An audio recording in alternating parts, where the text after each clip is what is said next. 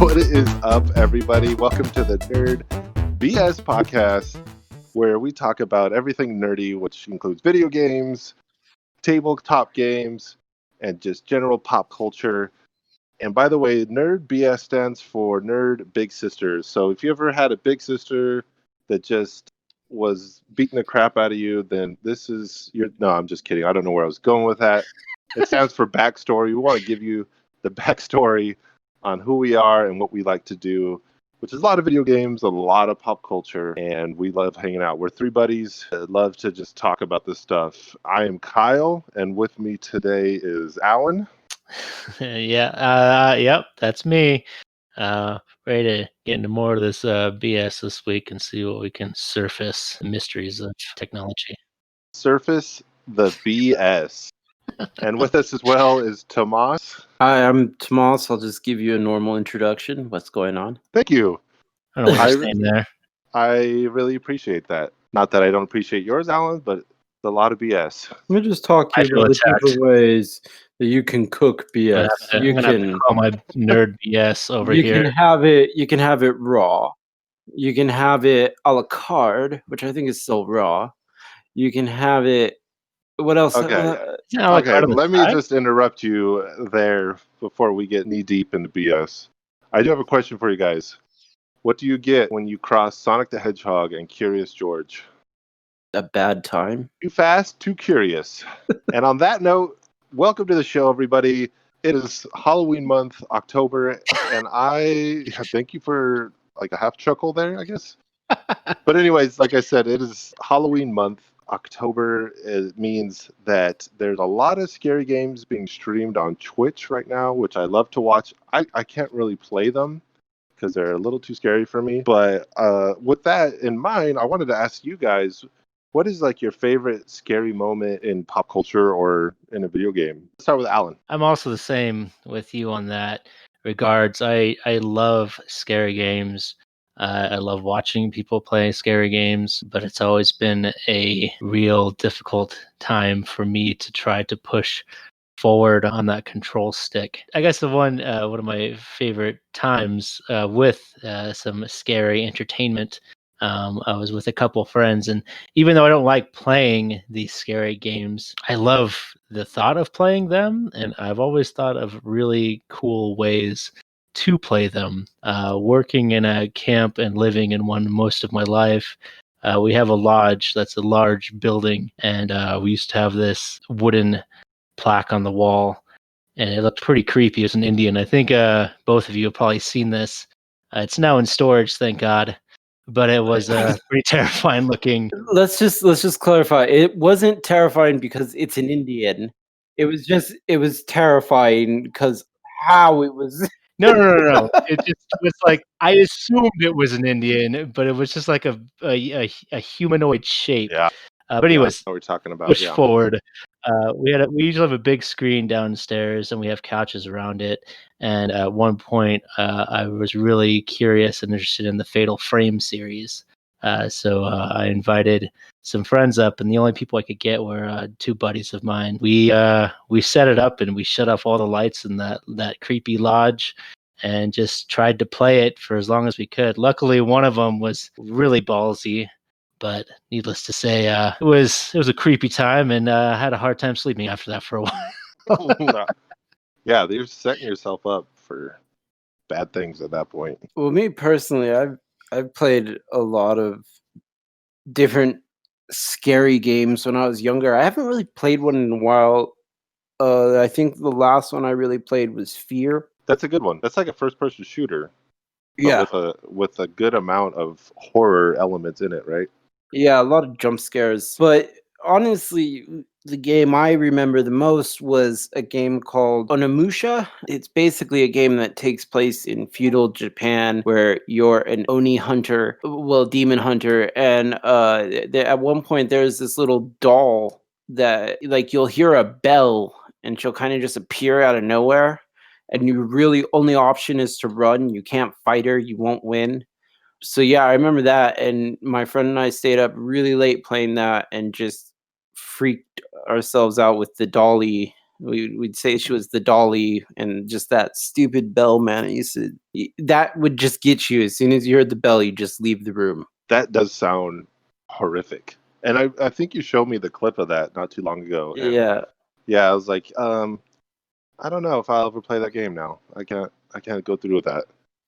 But for me, I grew up in like the PS2 era. I think I was in high school around that time. And Silent Hill 2 was like this new thing. I remember, Silent Hill 1 came out. I kind of skipped it. But Silent Hill 2 was this new shiny game. And I ended up buying it at, I think, a Game Crazy, which was still around at the time. And I took it home and then like played it by myself immediately. I think because I know that the intro of that game, you start off in the bathroom of Silent Hill because you have a letter from your dead wife. And like it was so creepy. I was by myself and I made it out of that bathroom in the game, and like that was about it. I was like, turn it off, and I don't know if I ever went back to it. I since watched somebody speedrun it, and I know how it happens, but I can't physically control those games. I just enjoy watching them, and it's just some of that stuff is really nasty though. Like some of those games, it's just gross. Mm-hmm. Yeah, I remember that game because I brought it to my when I was visiting my mom once, and my stepdad actually just like sat there and played the whole thing. I was like, "This is like super scary. I can't get past anything." And he's like, "Oh yeah," and he just like put it in, and I just watched him. I just sat there. He just went through the game with no problems. I was like, "Oh, I'm young." He said, "Yeah." He looked at you and said, "First time." First time. But yeah, sorry. No worries. Speaking of nasty things, we have some news this week. And we like to do the good and the bad and the ugly of the news. And we start with the ugly so we can end on a good note. And the ugly news this week is that you guys got to be quiet because Sony's listening to you probably right now. Okay, I want this clarified because as much as people say this and stuff, I really think that companies have better things to do in their lives than just listen in on us and watch us and things like that. But I mean, I could be wrong. Right. So let's just clarify what we're talking about. Sony, who is the PlayStation company, for those of you not familiar, I'm sure you've heard of Sony. Everyone knows Sony. They're listening to you right now. No, the news story is that they're listening to party chats through the PlayStation in order to, and correct me if I'm wrong, to weed out toxic players and toxic people. But there seems to be an ugly side to this. Well, no matter, censorship is always ugly. So let's be fair. What do you mean? Well, I mean, this is obviously censorship. And while I don't agree with toxic players, this is what happens when you have a lot of people being toxic players. This is repercussions. This actually sounds to me like it's way overdue. But Interesting. Yeah, that's a good point.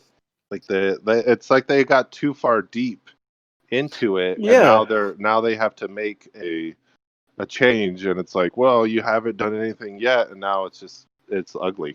And now you're going to be watched and listened to. So to be correcting here on this, it was in their terms and services when the PS4 came out.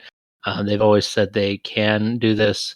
It's just this is just being brought to light during the current update. But this was actually in their terms of services before that. So this is a good point. Technically nothing new. It's just blowing up now. And I will agree. I will agree with its placement. It is ugly. I mean, it's fortunate that we live in a place where people are allowed to speak their minds and freedom of speech and all that. But there are consequences to that. And I think this is one of the times where we're seeing where if you abuse your ability to have the freedom of speech, there are going to be consequences for it. And honestly, I don't see why this hasn't happened before. Yeah, no, that's a great point. Like, there's consequences to everything you do, and I wanted to mention, like, always read the terms of service. Like, I will admit, I don't always do that. There's times where it's like, yeah, point and click, I agree, and it's like, we told you we're doing it. It wasn't really hidden. It's just kind of everyone's realizing it now. But going back to your point, Tomas, is that the consequences are like, yeah, now you have to do all this listening and censoring when it could have maybe got taken care of earlier on in the lifespan of the PlayStation. Yeah, what I'm saying is, like, if this is the reason that they're really listening in on it, and I'm sure there are people who will argue that it's not, but to me, it sounds like a logical reason. So if this is really the reason that they're doing it, this is really at the fault of those toxic gamers that we are all fed up with. Yeah. You're playing on their servers. I suppose they have the right to do any policing that they feel necessary to keep their players happy. Although, like I said earlier, it's ugly. It's true. Censorship is ugly. Anytime you get censored, it sucks. Yeah, see, Yeah. I don't know if it's really censorship. I mean, they're not censoring anything. They're just like punishing those who are toxic to other players. Well, but then people could argue, well, it's my freedom of speech to talk like that and things like that, and then you're gonna run into all that. So I would just avoid that argument right now and just say that it is a censorship, and then we don't have to worry about arguing over semantics. But I do understand what you're saying also, Alan. Some people could say like, oh, this isn't a censorship at all. This is just punishment. So, speaking of, toxic people, the bad news this week is we have, the wonderful EA games. And I'm being sarcastic there. EA has quite a bad reputation at this point, I would say, for the most part. But yeah, they have a lot of games and licenses locked in. So they do a lot of sports games, and they're very popular. However, they're in some hot water this week, particularly with the Switch release of FIFA. And correct me if I'm wrong, but basically the new legacy FIFA for 2021 I think it's specifically Switch, is that you're basically just buying a new roster. There's nothing been updated, nothing's been changed. Same game, but you're paying full price for the new roster for this year. Yeah, this has kind of shown up from a lot of people, and it's always been the negative stereotype of sports games that they come out every year and it's just a roster change. But the majority of the time, there is quite a bit of changes not only under the hood, but even different features and modes. But in this case particular, which is talking about the Switch game, FIFA 2021, it's literally just a copy paste job, and they've already done it once with FIFA 19 to FIFA 20. Now they're taking 20 and copying it over to 21 with just a roster change and a new title screen. IGN gave the one previous, I want to say it was a 4 out of 10, and now they're giving the 2021 a 2 out of 10, and they basically just docked 2 points. And it's actually a pretty interesting review, as he said, if you really want to know more about the game, go check my review from last year. Wow. Yeah. So, Personally, I stopped buying sports games on release, and I mainly play NBA. But I stopped buying them years ago. I got 2K20 because it was on sale for $5 digitally, and that is actually a game that I don't want the physical copy of because man, they depreciate in value. And at this point, I wouldn't be mad if they were charging like a $5 roster upgrade. Like to me, that's what they should do if that's what they're doing. But it's just bad. Even if the games came out every year with just a roster upgrade, I can see if you're really making improvements to the feel and the moves and the graphics of the game, maybe justifying a same price release. But yeah, I agree with you, Kyle. I almost feel like you should just have the option to pay $10 and you get everyone from the West Coast, and $10 and you get everyone from the East Coast, and there you go. You've made $20 and you got a game. That's a good one. yeah, I've always thought that was an easy fix for a lot of these sports games was making them games as services in a sense, because the game principles themselves don't usually change enough to justify a full retail game unless they fully remake it. For instance, we're in a new console generation jump, and there may be a valid reason to make a new game. Yeah. Yeah, I see what you're saying. It's like you release one game with every console, right? And then release just online upgrades, right? Yeah, you just do updates. You charge like $20 for a new season, essentially. Yeah, similar to like Fortnite is kind of what Yes. you're getting at. Is like Yeah. because that one's pretty well known, and yeah, it seems like that's where they should head. But I'm not going to get into details. But I've been looking up the new sports games for the new consoles, and like the transition stuff. It's a mess. It's an absolute mess. That we could save that for next time. I just was going to say they sell. Sports games sell. Yeah, really they're still well. selling, obviously. Otherwise, Really good well. point. Or else they wouldn't be doing this every year. Like, Yeah, very true. But I think we might start seeing that shift because people are getting pretty tired of it. However, the good news is that the Animaniacs are back, and I couldn't be happier. I sent you guys a trailer earlier today, and I think Alan watched it. I don't know if you got to see it, Tomas, but I'm happy. I love the Animaniacs. They're the Warner Brothers, right? They're in the show. Yeah. The Warner Brothers and the Warner Sister Dot. And the Warner Sister, yeah. And the trailer was really funny. I was really surprised. It looks like they took care of the characters, and it was just a silly, funny trailer. So I'm excited. I think it's next month. Totally forgot. I think we should have this ready. I'm pretty sure it's November. I'm excited for that. Yeah, I also am really excited for that. I remember growing up watching that show when I was really little, and my parents would see it and they were just like, what is this? What are you watching? And I was like, it's like Looney Tunes when you watch, you know. Yeah, that's true. It was like the new Yeah. age, the modern Looney Tunes. And so I mean, Tiny Toon Adventure was on at the same time. It's true. It's true. I don't know if they're targeting it towards our age group, but I'm happy. So we'll see how it goes. It's good news, though. Yeah, it definitely feels like they're targeting the nostalgia. But for instance, before this trailer you showed me came out, I watched another video where it showed the voice actors just portraying the roles with some clips of some stills of what they were working on. And that sparked my interest to watch the original show with my son, who enjoyed it just as much as I did, even though all the references went completely over his head. So this will be interesting to watch something more current. To me, and this is what's great about cartoons like this, is it doesn't matter the age group. They're still funny. Like, I can watch the Looney Tunes, like the old Looney Tunes, and still have a great time. I can watch the new Tiny Toons and, you know, I'd still have a laugh. Animaniacs, great time. Pinky and the Brain, oh my God. Like, Yeah, they're back. so it's just like, I think no matter the age group, this type of slapstick humor that's really just kind of like goofy is great.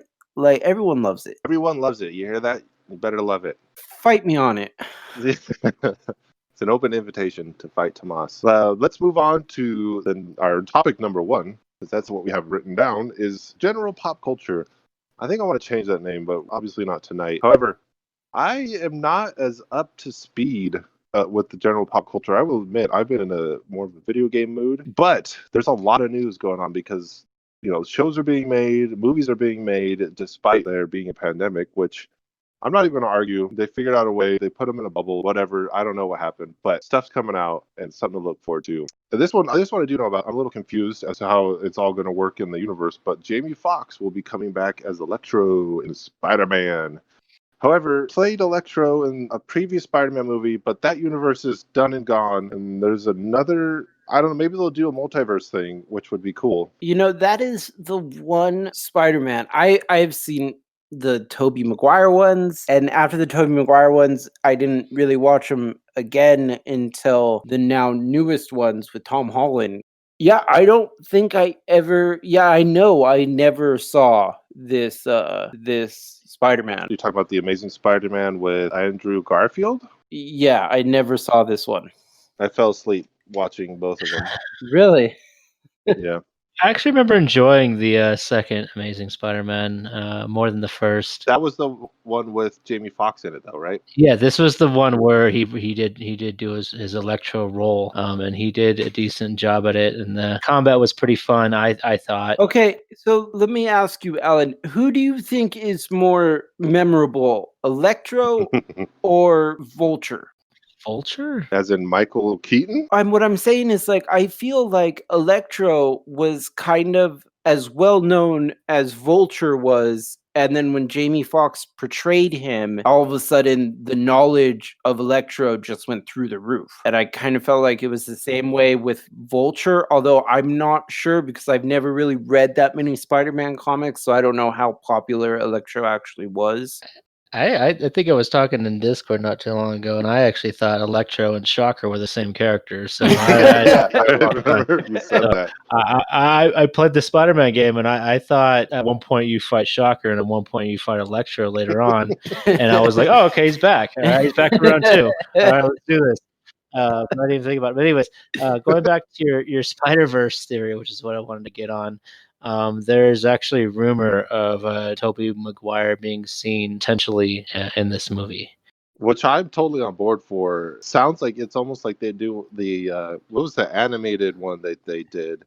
I can't think Yeah, of the name. Into the Spider-Verse. It sounds like they're going to do a live action version of that, which I would totally be on board for. I have to bring this up. After Tobey Maguire's third adaptation of Spider-Man, do we really want to give it back to him?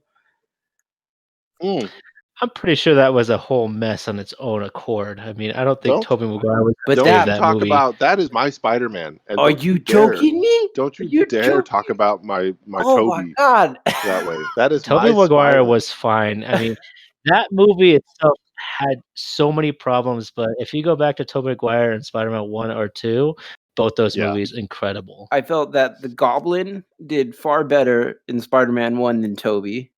I don't even remember Spider-Man 2. What do you mean? What do you mean he did better? Like acting? He pulled the show. Well, it was Willem Dafoe. What do you want? Yeah, you're going Willem Dafoe. What I'm saying is if the man wants to stand up in the big leagues, he needs to give a performance. Okay, and you're telling me you don't remember number 2? I don't remember Dr. number 2 at all. That's like the best. That's considered the best one in the trilogy. I don't remember that one that well. And then I remember the butchery of 3. Just like wow. Yeah, 3 was a mess. It was just so much. But I don't think that was anybody's fault besides the people who were in charge of it. I think everybody who played their roles, they did okay. Tobey Maguire, at least the people who were already previous there. The person who played Venom, I don't know why. I knew it was a bad idea before I watched it, and then when I watched it, we all agreed. Same thing. Yeah. The first 2, amazing. So I would like to see. It'd be cool to get a nod, and that's kind of where we're at in this day and age with the whole nostalgia kick. And if we see Tobey in there, I know people are going to go crazy. So yeah.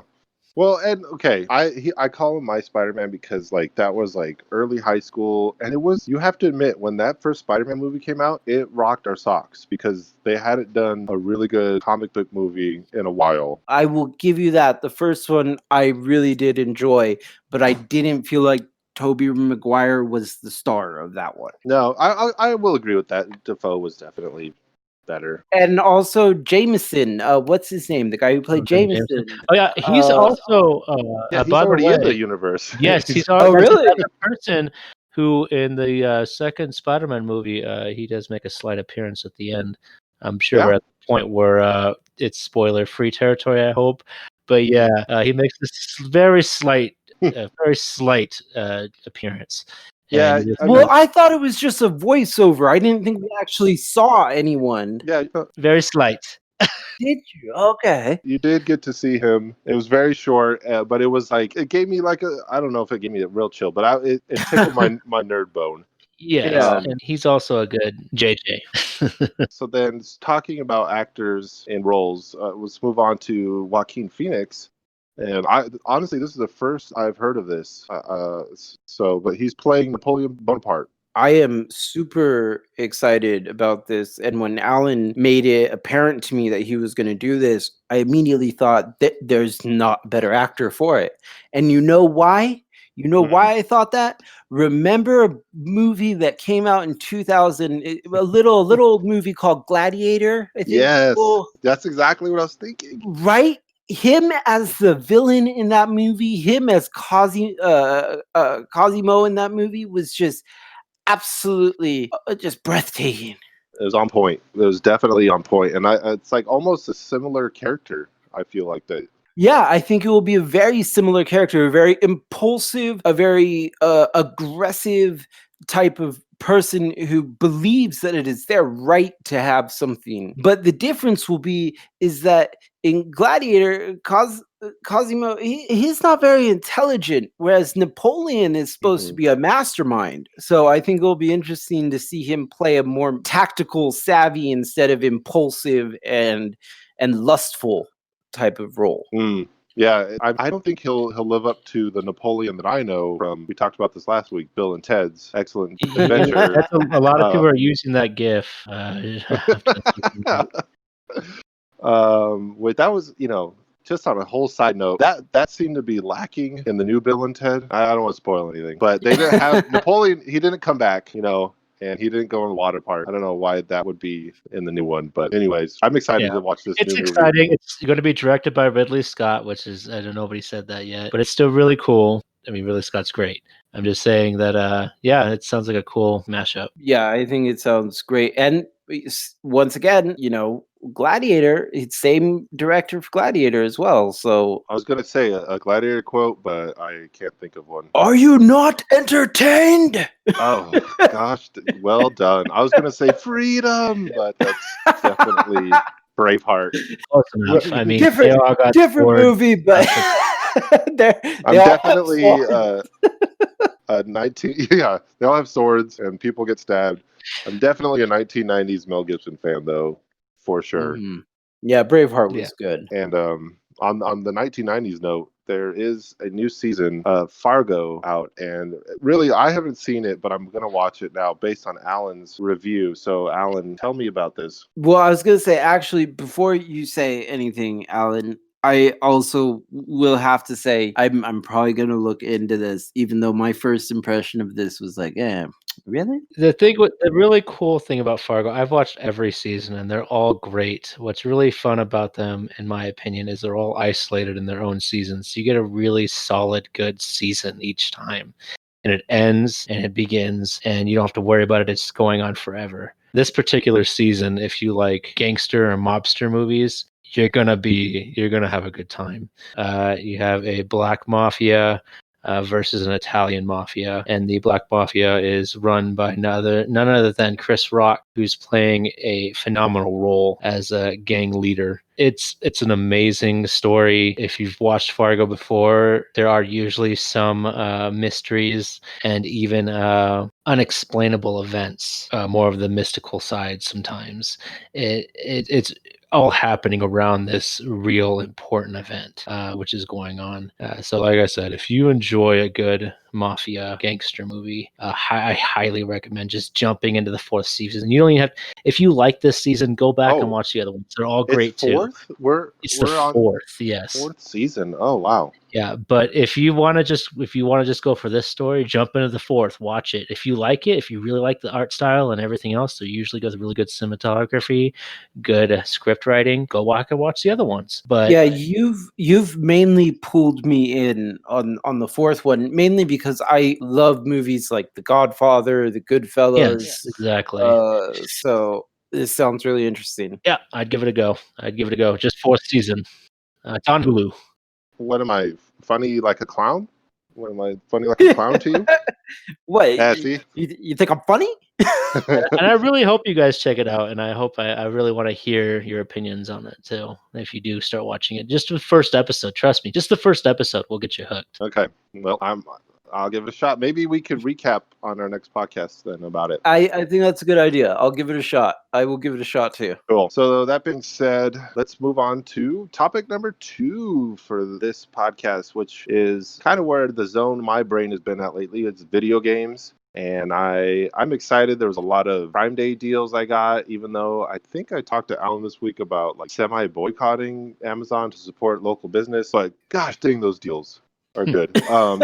Yeah, so they get you. They get you good. But there is a local store I support that I'm able to go to every once in a while. It's actually in Fontana, and which is a little distance away from where I'm at. I don't know if anyone listening knows where that's at, but anyways, I get to go there like once a month, and it's great. Let's go into the video games and talk about them specifically. Super Smash Brothers is a game that came out 2017 for the Switch one, Ultimate. When did that come out? 18? Smash Bros. Oh man, yeah. I think didn't it come out like right when the Switch came out? I don't think it was too long. Yeah, no, it was an opening game for the Switch, wasn't it? I don't think it came out right away, but it was pretty Really? close. That year?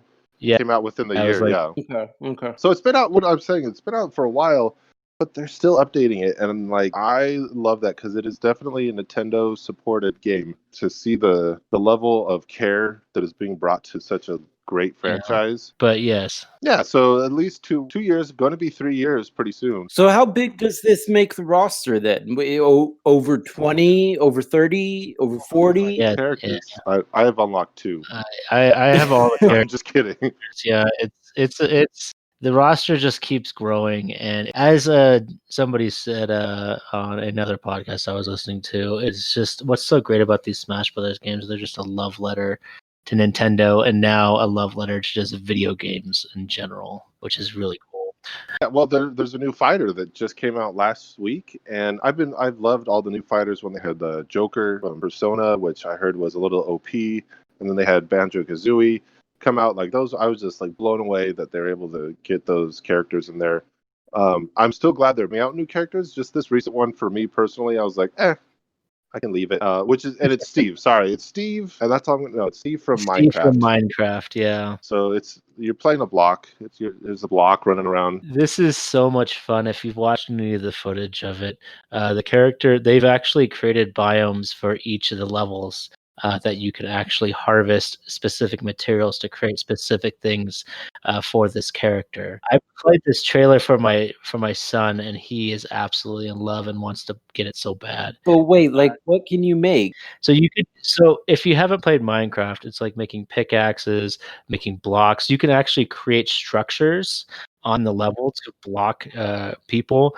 The character is like playing 4D chess. Luckily, they made it so if you're playing the normal battle stages, which most people do in tournaments, there is a way to adjust which biome you want to be on. For the character during the fight. So basically, it'll play different on different biomes. What is a biome? I don't know what that means. Biome is like a desert compared to a forest, compared to a snow level, compared to stuff like that. So like depending on what stage he's on, he has a different weapon set. Pretty much, he creates his own weapon set essentially. So he is a very complex character. It's going to be very interesting to see where he lies up with the tier. And yeah, I know you said Joker was OP. Yeah, a lot of the characters do come out OP, but they do a decent job of balancing for as well as they can because the game is so massive. I'm not worried about it because like Smash Bros has always been unbalanced to a degree, and it's really just how much do you play it? Are you good at it? Developing skill. That's what it really comes down to, in my opinion. But there's another thing that Nintendo is supporting, which is like for me, I don't collect too many of them, but the amiibos is what I'm talking about. The little collectible figures that you can scan into the games and work with Smash Bros. And they work with most Mario games. And there's new ones coming out. It's like, man, those have been around for a decade. Like that. Yeah, those have been around for a while. I remember I bought one for Alan's kid for his birthday one time. Which one? Oh, what one did I get it? You told me to get him a specific one. Oh gosh. Yeah, get it for my kid. This is the one he wants. Well, he told Not for me.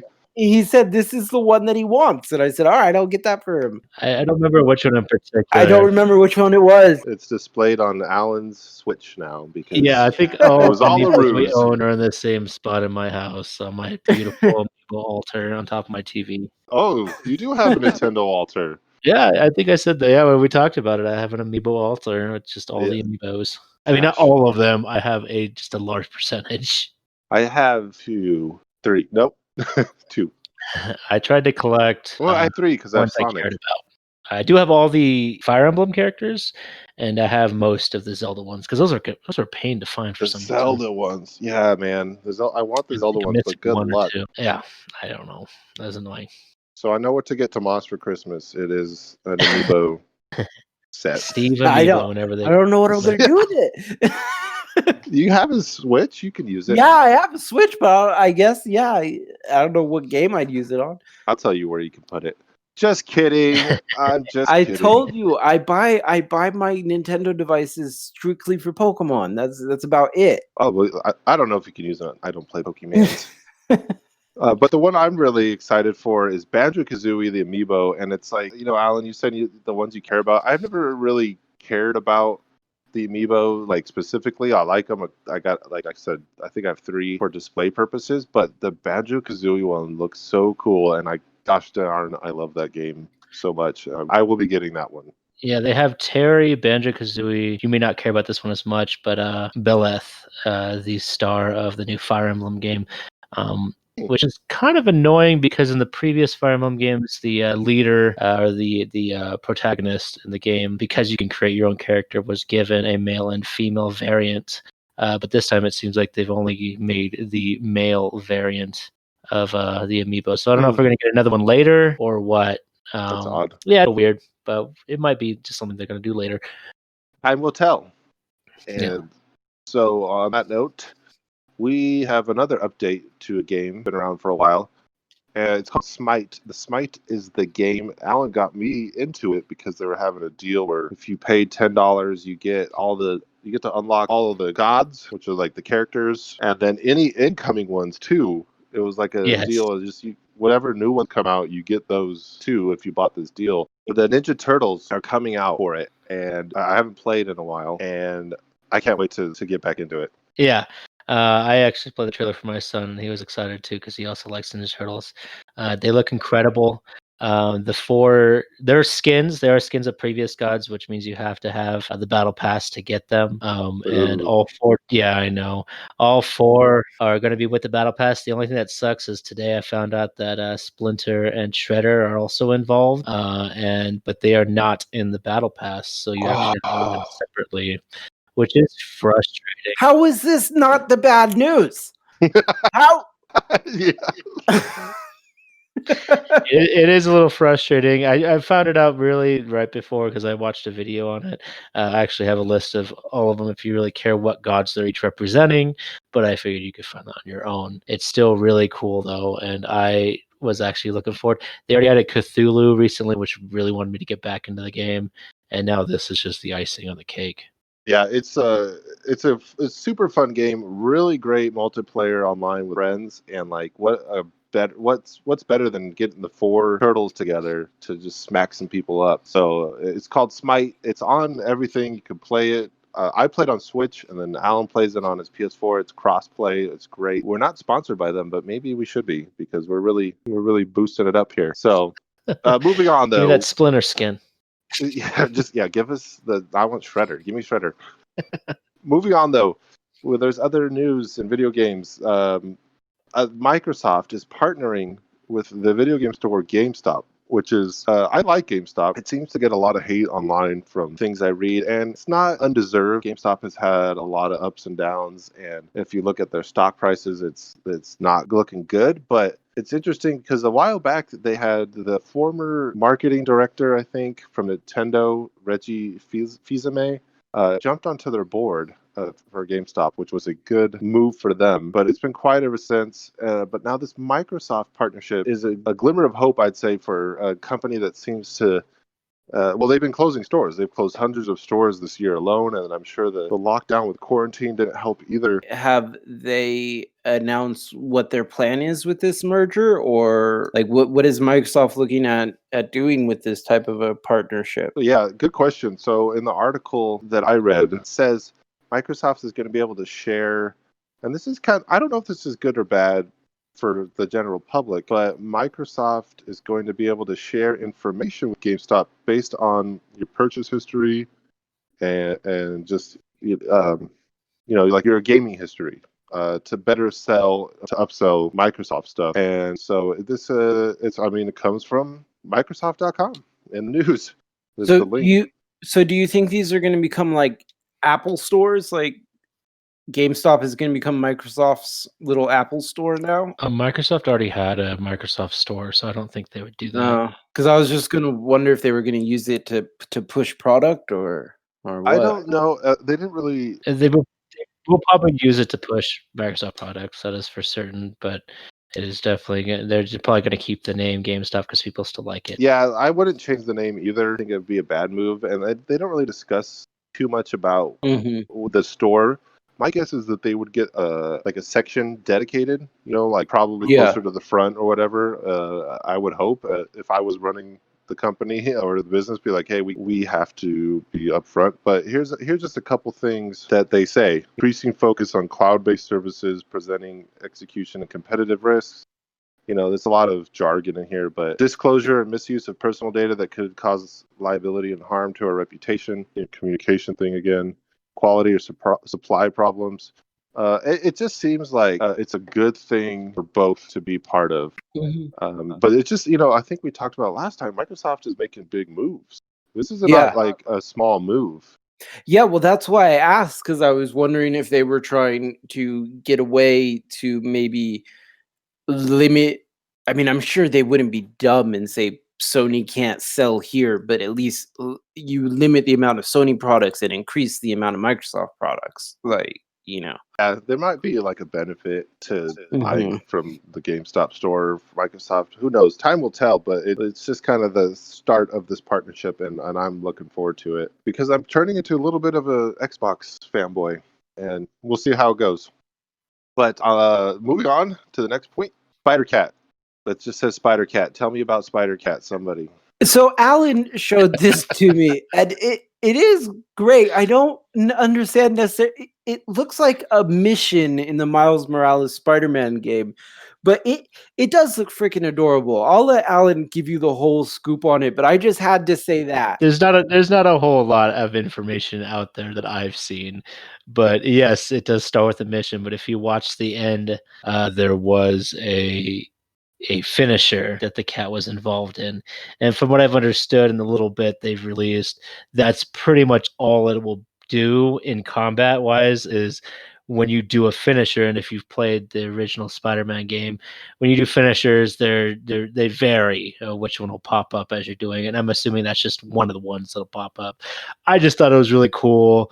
I would check it out if you're just listening to this. Go check it out. It's just a cool little addition that they just showed out that's going to be in Spider-Man Miles Morales, and it kind of made me more excited about playing it. Nothing major. Yeah, it does. It really does make you go like, okay, yeah, I kind of want to play that now. Spider Cat. Yeah, I was gonna say, are they gonna introduce Spider Pig soon, or? It's inevitable next step. Did you want to talk about Rockstar briefly? Yeah, it's not a huge news anyway. Well, it is huge news, but I mean big news, but not really huge. Just Rockstar bought Ruffian Games. Ruffian Games does not have a huge catalog, but for those familiar with the Crackdown series, they are responsible for the first two. Yeah, Yeah, they they were hit me responsible too. for the first two. The third one, it did say their name on it, and I had to look at it for a second. But the only reason it says their name on it is because they used assets in the third one that Ruffian created. So they actually didn't really have a lot to do with the third one, but Snuck it they in there. supplied the assets from the second one. Does this mean we're going to get a Crackdown on PlayStation? Because I could love that. Unfortunately, not. Like I said, the third game was created by a different developer. It is because Microsoft produced it. So Microsoft owns the rights to Crackdown. Ooh. They're just a developer on it. By the way, it's on Game Pass. But their catalog is not that much bigger than those games. So I'm curious what Rockstar. They're changing their name. They're not going to be Ruffian Games anymore. It's another division of Rockstar. That's all it pretty much is. It's all we know, and we don't know what they're going to be working on. Cool. I definitely enjoyed Crackdown games. Yeah, those were so fun. It's going to be known as Rockstar Dundee. There we go, Rockstar Dundee. I knew it was something weird. Something in the outback for you. Yeah, something Outback. But I don't know if they are they some sort of Australian game developer. I know there's quite a few Australian game developers. Yeah, I don't know if Crackdown was done by them. I mean, not Crackdown. I don't know if Ruffian is. I don't know if Ruffian's in Australia. Yeah. That would make sense. And that brings us to our topic number 3, which is tabletop games. And we have some D&D news. And for our D&D fans, let me see if I can say this. Curse of Strength. No, I'm wrecking it on purpose. What is? Tell me. Curse of Strahd. As I've said in the previous episode, I'm running Curse of Strahd right now, And I'm playing. and he's playing. Yes, this is not huge news. This will go quick. All it is they are doing some style and function updates on the D&D Beyond. It sounds like they're starting with their most popular module, which is the Curse of Strahd. They're basically just changing some page themings, colors, styles, making it easier to use on your phone, adding more hyperlinks. Basically, they're doing a bunch of quality of life stuff on D&D Beyond right now with the Curse of Strahd. It really sounds cool, and they're actually adding some more art and things of that nature and better high quality handouts. It just shows that D&D Beyond is taking some real heavy initiative at making D&D not only easily accessible, but also a sight to behold as you're looking and reading at this stuff on your computer screen. Small story, but I just got to keep tabletop games in our podcast. Small story, big adventure. That There you could go. be their logo. I unfortunately don't play. I've been invited. It's not like they kick me out or nothing, but I don't have the time He's and forbidden. commitment. I have a small child that demands a lot. He feels too good for us, but we. Well, that's a given. That's clearly a given. One thing that we are able to do together is we play games together on a weekly basis. I know we've missed a couple this recently, but we played Marvel Ultimate Alliance and then Monster Hunter. We played a couple other things, but this month, moving into the next section of our podcast, there's a game so dastardly that they put it for free on PlayStation Plus.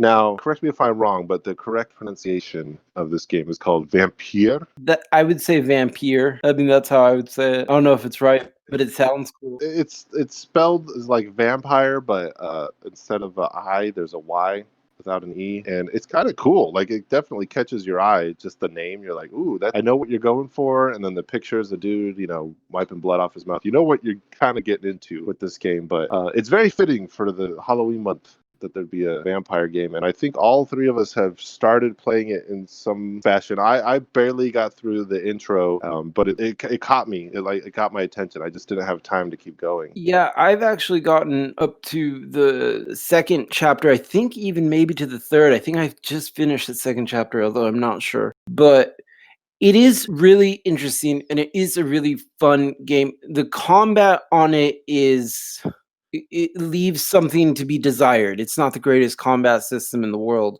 But I would say if you're interested in a game that has a building story with lots of questions that you slowly start to get to tick off the answers and really figure out what's going on, it's a really fun and in-depth story.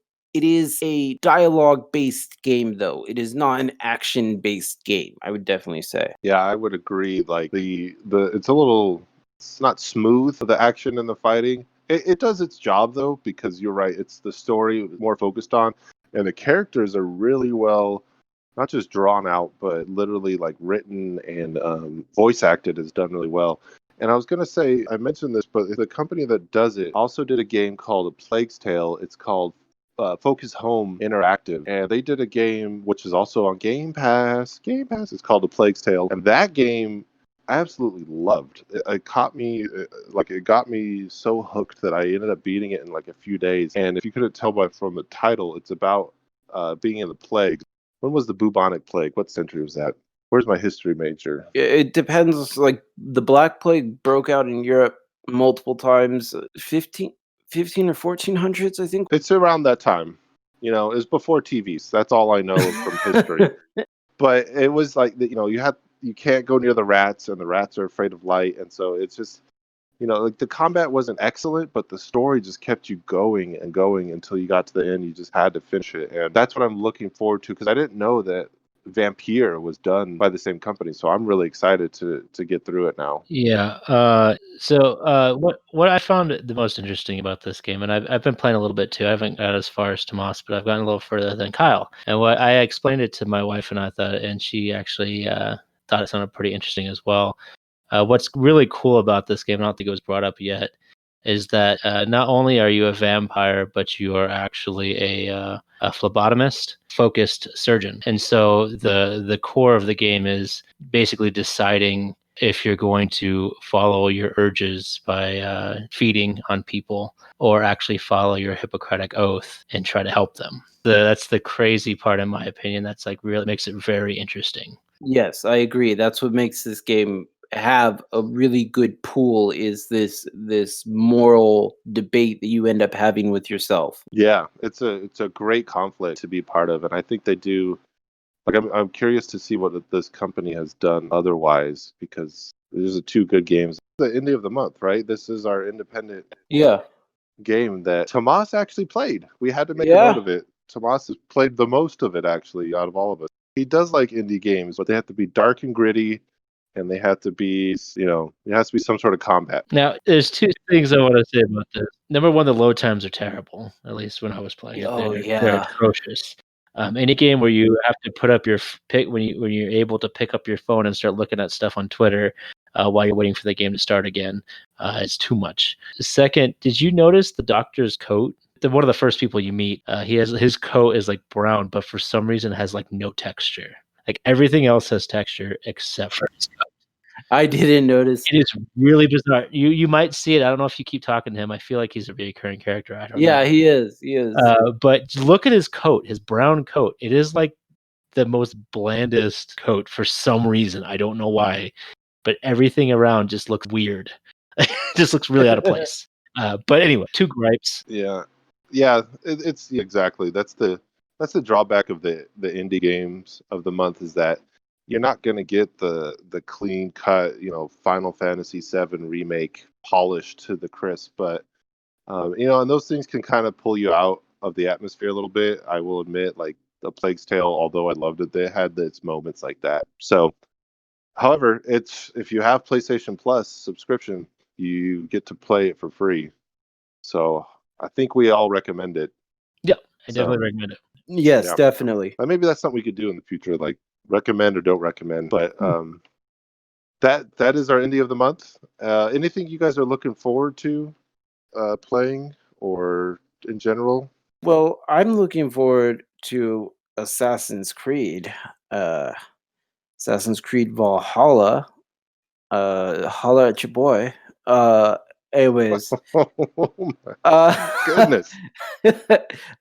so Assassin's Creed Valhalla is coming up, and I don't know about everyone else out there, but me personally, I've loved Assassin's Creed from the first one. I even played 3 all the way through, and I did it. It had its moments. I really liked what Origins and Odyssey did. I know that some people feel like they really tried to force in microtransactions. I didn't feel that way. I didn't feel like you had to grind to get anywhere. But one thing that I did not enjoy about Odyssey and Origins was the combat, although good, wasn't so impactful. And what I mean by this is, like, if you play Assassin's Creed Brotherhood, or if you play Assassin's Creed Revelation, Assassin's Creed 2, if you play any of the Ezio ones, the counter system in those games, the way that you finish someone off is very real. You feel it when you break your opponent's leg. It's like, oh, and I like that kind of combat more than the quick poke and you drop. Like, yeah, that was cool, but But what is the quick poke? Give me an example of a quick poke. in Assassin's Creed Odyssey, when you had the spear, you could run up to someone and you would jab the spear in them and you would pick them up and you would just kind of keep running. It's a cool thing, but it just lacks any of the impact. I feel like you don't feel, your character doesn't stop for a moment. It's like he just picked up a body and he's like walking around as if he picked up a piece of paper, like, yeah, you know. And in Assassin's Creed Valhalla, from what I have heard and from what I have seen, they are apparently going to go back to that very visceral style of combat, that combat where you can feel the weight of your hit when you're watching the screen. Like, it looks intense and it feels powerful. So I am extremely excited for Assassin's Creed Valhalla, and I think anyone should get these games and love them. And if you don't, I guess it's your bad. Fight me on it. You are in a fighting, just breaking leg kind of mood tonight. I wanted to ask you something though. What's your favorite Assassin's Creed game? It's a tie between Revelation and Brotherhood. I still don't feel like they've made a game up to that standard yet. Would either one of those be good to start? Like if you're just starting the Assassin's Creed? You can start Assassin's Creed without playing the first one. You don't need Altair's story. So yeah, to pick up at Ezio would be fine. And then stop. Don't play Assassin's Creed 3. It's a bad idea. It will turn you off of the whole series. There are a lot of them that have come out, and I have a couple that I haven't gotten around to playing. I think Origins is one of them that I have that's just waiting. Going along the lines of which ones to start, because I've never played an Assassin's Creed either. But they did give away Freedom Cry, so I have that. I just downloaded it on my PS4. I was going to give it the old college try. Is that a good place to start? It sounded interesting to me. Yeah, Freedom Cry is actually really fun because Freedom Cry they're picking up from the Black Flag, and Black Flag was an excellent re-kick to the system, like a revitalization. So yeah, and Freedom Cry is not a whole Assassin's Creed game. It was an add-on, and Yeah. so you don't have to play 18 plus hours to finish the game. You know what I mean? Like, Yeah. and it gives you a good little understanding of what the sea battles, especially. Oh, you'll love those. Those were so fun. Yeah, I like that it was like shorter. It sounded like it was shorter because it was an add-on. So I was like, oh, okay, well maybe this will give me a good demo. Yeah, and you might want to go with that. But Kyle, if you already own Brotherhood, Revelation, or Assassin's Creed 2, just pick it up, play for 5-10 minutes at a time. You don't have to commit more than that because you can just save and go do something else.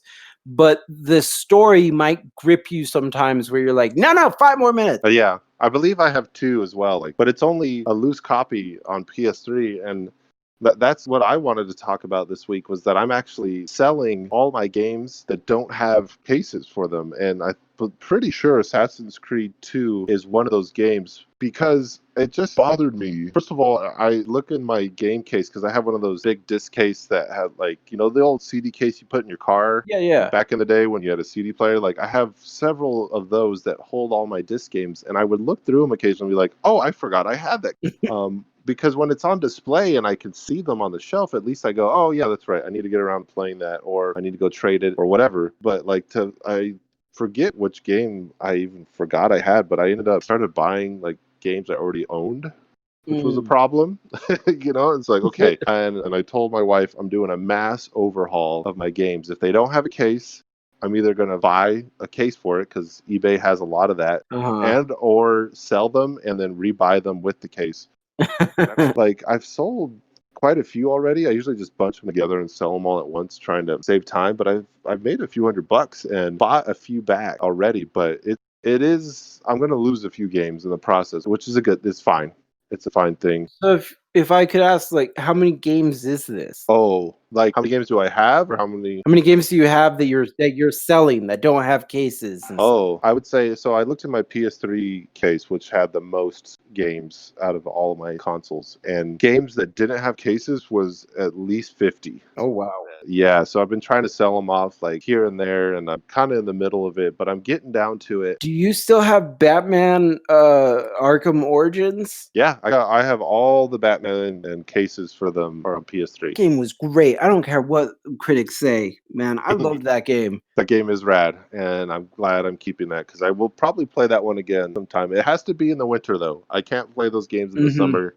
It's got to be cold. It's got to be a little bit rainy at least. But yeah, I still got those. And I also learned that they have these packs on PS3, they have the Assassin's Creed trilogy that you could just buy all at once. It's like, okay. That's what I would say is the perfect way to start if you're not going to do what Alan did. What Alan did is another great way to start because it's not that expensive and it's not that long.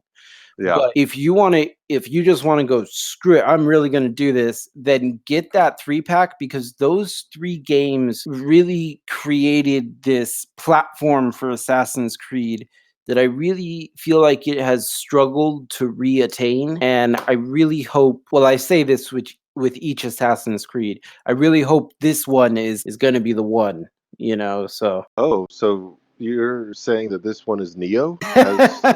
In my personal opinion, I feel like those 3 games, 2, Brotherhood and Revelation, were the best Assassin's Creed games that they ever came out with, personally. So check those out if you haven't.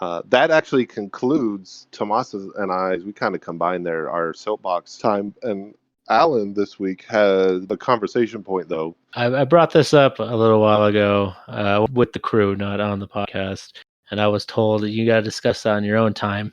So I guess this is my time. The cost of games. This is a big topic. You hear us probably talking a lot about buying games on sale, watching that, and playing that game, which is what I do mostly. I know Tomas one is he's a big proponent of. I don't know about proponent, but he does buy games new quite consistently, which is good for him. I mean, I'm not saying that's a bad thing. That's actually a really good thing to do because that's where they're going to get the most money. But the primary thing for this is it's sounding more and more like next generation PlayStation 5 and Xbox Series X, that the premier price for brand new AAA games will be going up to $70 instead of $60. Now, what's really crazy about this is these same games will be selling on PC for the continued $60 price. Also, any game that is being released for the previous generations will also be sold at the $60 price, unless it's on PS5 or Xbox Series X or Xbox Series S. So, do you folks think that the raise in price is justified? And if so, why? If not, why? First of all, tell me, what is the price increase? What are we looking at? So the current AAA price, that seems to be a gentleman's agreement, because they can't technically say it's that price because, monopolies and whatnot. But the gentleman's agreement seems to be about $60. If you go buy a game brand new currently, you're going to be paying $60 for that game. Next generation on specifically PS5, Xbox Series X, and Xbox Series S will be $70, a $10 increase. So we're jumping up $10, and I can't remember games being cheaper than $60 for a long time. There might have been a time in the Xbox era, but like even Nintendo 64 games were $60, which was in the 90s. And so, although personally my wallet won't like it, I think we're due. I think we're just due for an increase because of inflation. I kind of agree with Kyle because I do remember that when I got my 64, and I got mine late. I actually got mine as a hand down from a friend. I was buying games at the same price that everyone else who had the new system, the new PlayStation, the new Xbox, you know, they they were buying games at the same price I was. And so yeah, I kind of felt robbed with the 64 when I'd look at their graphics and be like, well, why am I paying this price when I can have that versus the new systems? So I felt like I want to be able to pay that price and have those kind of graphics. And so I felt like I was being robbed then, but then once I had a system that could put out those graphics and I had the same graphics as everyone else, I felt like it was fine. In terms of going up to $70, yeah, I think that's just kind of inflation. I mean, you could argue, well, the game's harder to create, isn't it, with the new system and everything? It's got to take more time. Yeah, that was a point that I was going to bring up that I think is what's in this general discussion about this is that it costs more to make these games. There's more going into it, more time at the very least, I would imagine, to create the graphics of it all, and especially learning new consoles. I mean, it is interesting that you say, Alan, that for the computer games, though, the price isn't going up. So, in that kind of sense, I'm kind of curious Yeah. as to. So this is where it becomes tricky. Is this sounds more like a scheme to dip their water into a higher price point. And while I understand that's the type of stuff that's been thrown out a lot, is games take longer to make and such and take more time and all these things, which granted is a very true thing. But I disagree. I think we're in these are multi-billion-dollar companies, and if you ever look into where their money is being put, it's never in the appropriate places. It's never going to the game developers. I mean, they make a lot of money, and the majority of it goes to the higher ups. It doesn't make any sense to raise the price like this. I would be okay, is what I'm getting at. If they raise the price to $70, I would be okay if we struck all microtransactions out of games that have a full retail price. Now that would make it justified. Now you're talking. Like if you were to get rid of microtransactions, and that was something about it's not really a complaint about Smash Bros. Earlier we're talking about, but I because I like that game, but like I would like to have all the characters, just I want to buy it all at once. I don't want to have to buy each pack, and it's not so much that I mind paying per character, but can I just get them all at once? And I know they're coming out with new stuff, and that's not so much. I think what you're saying, Alan, the microtransactions are a little bit different, like buying a skin or something. Yeah, that's a different. Yeah, DLC is like adding. Yeah, it's like adding new characters and such. And for instance, these packs, these characters were not planned before the game came out. These characters have made deals, and they've been, from what I've understood, they talked about Steve essentially. He took a lot of extra effort because they had to not only create the character, but they had to go back and recreate every stage and add all the new elements he was going to need for them. They also had to do the same thing for Kirby now, because Kirby takes his powers, and so he has this very similar thing, and so now they have to rework everything around that character. So that character has put a lot of work in the game, is what I'm getting at. So here's a question though for you, Alan, because you've played more computer gaming than I have. I don't know about Kyle. Maybe you have as well. But here's my question: is how is Microsoft excusing the fact that their Xbox games cost $70, but their computer games cost $60? So this is where we're in a really shady area where it's like, because they don't have to justify it. They can say, we're going to make this new price for the new console because it's all new. PC doesn't really become new. It's just constantly progressing, which is what consoles kept saying they were going to do. So that's how they get around it, is they just can and they don't say anything. But yes, and PCs can technically be more powerful than consoles, but you got to put the money in for it. Here's my point to this is that it is, you were saying that like the higher up and where the money's going, it almost is a business tactic. If your company is selling these games and they're selling well, and you have this client base, it's almost the old classic supply and demand. Like, well, we're going to up the price unless it's unless it goes down. And so it's just, Tomas was saying, it's kind of inevitable. It's not that I'm a fan of it either, because again, like, my wallet's going to be hurting. I don't buy a lot of games day one. Sometimes I do, and I do buy a lot of pre-owned on eBay secondhand shops, but it's going to raise, I think, the price of a lot of games overall regardless. Yeah, and I think it's just more shady than anything else, especially when we're at this point in our state of video games where the majority of the games the majority of the games I purchase are digital. There's no physical discs. There's no money in that stuff. I know you're a very proponent of physical media, but I usually get a lot of digital stuff. And so I don't think it's necessary to raise the price. I know business-wise, of course, basically business-wise, the way it works is if you can get away with it, you will. So they're going to try. And so I really hope this doesn't work out. I hope they bring it down and they go back to 60, but I hope a lot of things. So yeah, I completely agree with you on that point, because I thought you were going to go somewhere else with that. I thought you were going to say like the state of the world with the pandemic that we're still in is like, doesn't seem like the strategic time either. Going back even to the business point, this doesn't seem like the most strategic time to raise prices of games. Like, maybe hold off a little bit. Let the new consoles get a little, let them hit the ground running a little bit, and then go, hey, by the way, now we're going to raise prices, and be a little bit more upfront about it, I think, too. It's been a chicken fight, too. It's been a very, very much, I think it was 2K Games is the one who started this $70 price point, and then other developers are starting to push up a little bit, and now more games are starting to look at that $70 price point. It's like they're just trying to see who's going to do it, and they're trying to see who's going to pull the gun first. Yeah. It may be inevitable, but I really hope it isn't. And I hope we get, and yes, and the pandemic is another big point, but obviously that didn't matter. Just saw a study recently that apparently in dire situations, even when people are struggling the most, they tend to spend the most money on frivolous things Mhm. because they're trying to make themselves feel better. Yeah, because it distracts you. So Yes, and so that's Yeah. kind of, and so that goes into another sense where they're targeting those type of people.